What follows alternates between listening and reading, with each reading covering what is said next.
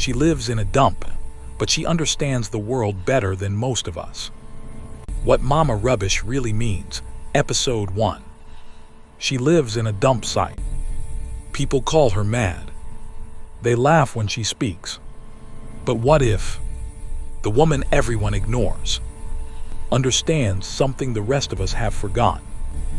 We live in a world where intelligence wears suits, wisdom lives on stages, and truth must sound polished to be accepted. So when a woman speaks from a place we consider dirty, we stop listening. But history has a habit of hiding truth in places we refuse to look. MamaRubbish doesn't speak from comfort. She speaks from leftovers.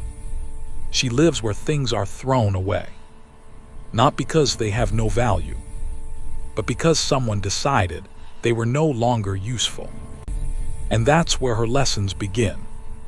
Core Idea 1. The dump as a mirror. A dump site is not just about trash. It is a mirror. Here, you'll find expensive things beside cheap ones, brand names beside ordinary items, things that once mattered, now forgotten.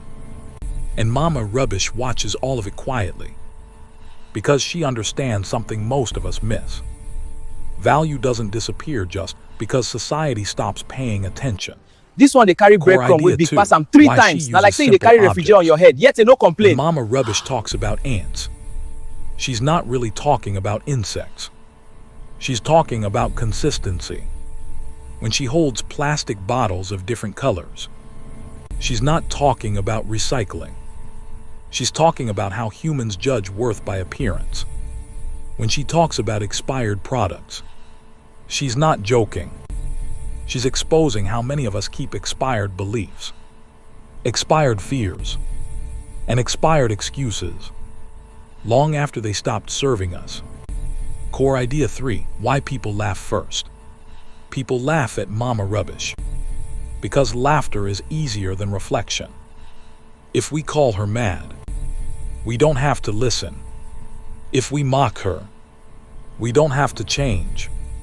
But humor has always been truth's favorite disguise. It enters quietly, makes us laugh, and then stays behind to think. Core Idea 4. The dangerous lesson. The most dangerous idea MamaRubbish presents is not her jokes. It's this: that wisdom does not need permission to exist. It doesn't need education. It doesn't need status. It doesn't need clean clothes. It only needs someone brave enough to speak, and someone humble enough to listen. Deep reflection. Maybe the problem is not that MamaRubbish lives in a dump. Maybe the problem is that we live in a world where appearance matters more than substance, where noise matters more than meaning, where the loudest voices are not always the wisest ones. Strong, quiet ending. One day, history will ask us a question.